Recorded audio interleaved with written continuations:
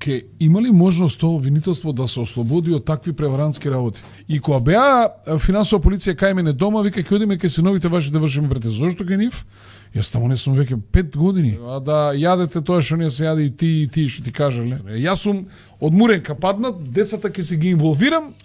Какво е тој начин на местење на луѓе? Предметот за 27 април и годен дел од интервјуто објаснуваше за тоа како доаѓале луѓе, кој посочи конкретно Саво Коцарев, мислам дека почину меѓувреме, адвокатот, кој дошол и му нудел слобода ако го намести Никола Груевски. Ако каже пред обвинител дека Никола Груевски го нарачал 27 април и дека ги контролирал, ги координирал луѓето 27 април, ќе добиел слобода. Инаку понудата доаѓала од еден од реформаторите, од еден од лидерите на реформаторската фракција на ВМРО-ДПМН.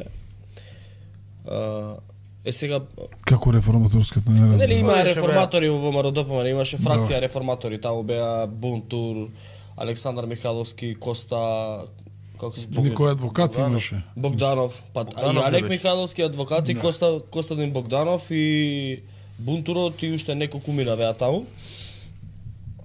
Алек Михаловски денеска демантираше дека кај нас демантираше дека он бил ја дал таа понуда, но јас знам дека имаше и за вас таква случка, сте ја кажувале тука. Како? Дека иделе луѓе. Ама сега ја не можам да разберам. Ке има ли можност тоа обвинителство да се ослободи од такви преварантски работи? Како можеш ти некому да му пакуваш нешто што тој не направил?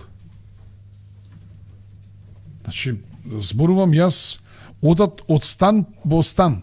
Да, во случај за тебе, да. Во случај за мене. Покрај тоа на човекот идат му вели дај да видиме што сте работеле со Настевче синовите.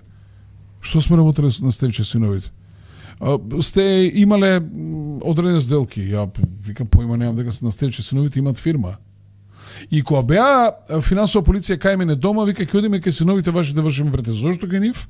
Јас таму не сум веќе 5 години. Вели, па имаме сознание дека одредени сделки си ги вртел преку синовите. И буквално вака му рекол, а да јадете тоа што не се јаде и ти што ти кажале. Глупаци едни. Па едниот син работи во градски паркинг, работеше доле на наплата на кај, другиот си има фирма што превезува нафта за и бензин за Лукойл, го изгубија тендерот. Цистерните ги продаде. Каква врска има? Што трескате глупости?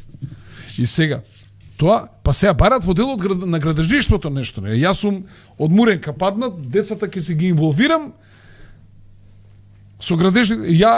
Вак, значи јас едно стовариште да отворев, во кое што со другарот Заев во Деленица ќе склучиме договор циглите негови, нема ни да влегуваат у стовариштето.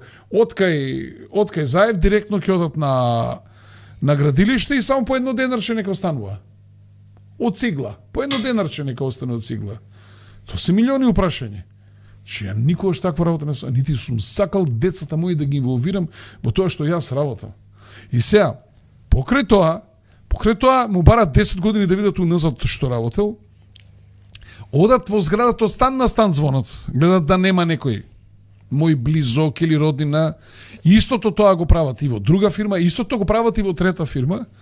И на крај му вика, слушај, ајде да прекинеме со сето ова, ама од овие становиве што ти се останат и да кажеш дека 2 стана ги чуваш за Стевче. И после 5 години кажува и друг бизнисмен истото и него му викале. Ајде кажеш дека 2 стана. Човекот вика, бе, чекај бе, овој човек мене не ми пратил еден муштерија. Вика, вообичаено градоначалници, нели, ќе се зближиш и сега му дошол некој пријател, абе може ли да видиш, вамо сакам стан да купам, да биде поевтино, па ми ургираат да му давам попуст, па мал попуст, па поголем. Абе човекот еден муштерија не ми пратил. Како јас да кажам дека, видите со што се служат. Сега ќе ви кажам друга случка. Случајот армиски делови. Кого Апсија Бучковски. Човекот вика, деловите ги спремав за Ирак. Требаше да ги продадеме во Јордан и од Јордан да се ги купи Ирак. буквално со сила ми ги зема од владата, бидејќи беа војните действија, деловите буквално со сила ми ги зема, тенковските делови. После тој доа ми уапсија и ми викаат, кажи барем дека 20.000 евра се му дал на Бучковски. Како бе да кажам, човекот го нема видено освен на телевизија. Абе, таа практика може ли они да прекинат и да се ослободат?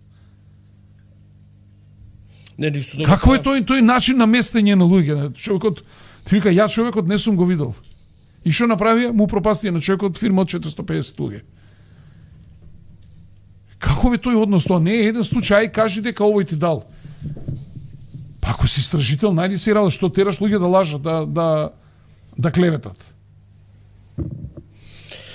Не, исто да го правеа и еве Игор Јук излезе, кажа дека пробувале на тој начин да го местат, ги места и другите осудени во 27-ми исто да го збореа. Збореше и сме збореле и со други луѓе, на пример и во случајот на Груевски имаше такви. Идеја ги тера да зборат дека Груевски. Ја зашто викам дека карактерот и домашното воспитување, па ја Вилма Русковска кој зборувала со какви поградни зборови за мене зборувала, па пораки пуштала, па страшно нешто. Ма добро, у суштина Страшно нешто, ја не знам како ни е срам. Ти си правник, ова. Јас сум Marlboro Light за незе. Ова Бренд. не го пропаѓа Со такви зборови ти да употребаш, да врегаш некој што го биде народ толку пати.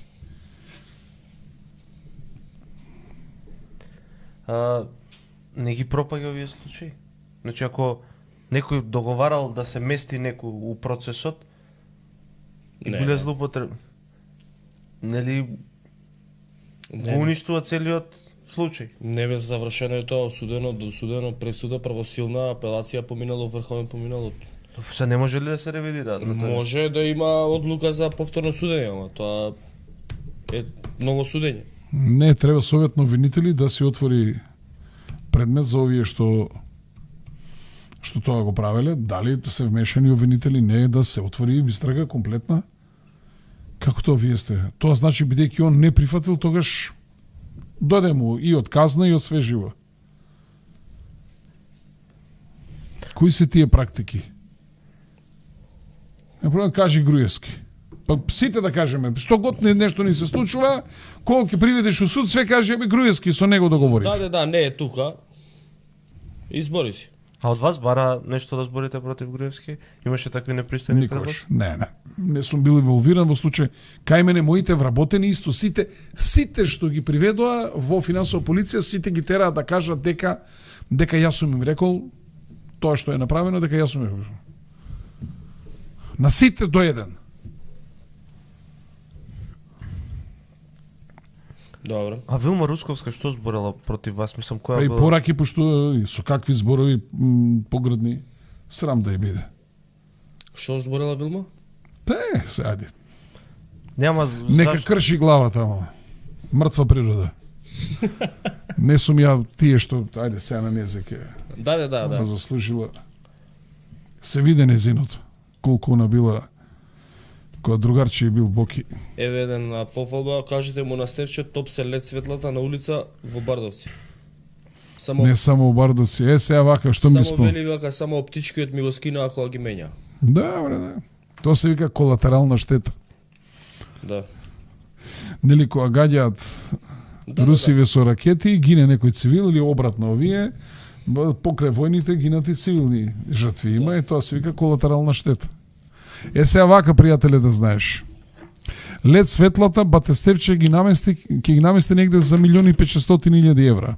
Не знам 90 колку милиона е со све оваква. Ајде да проверите сега кои градоначалници што склучија со приватно јавно партнерство на 10 кусур години, да видите колку пари ќе ги чини нив лед светлото.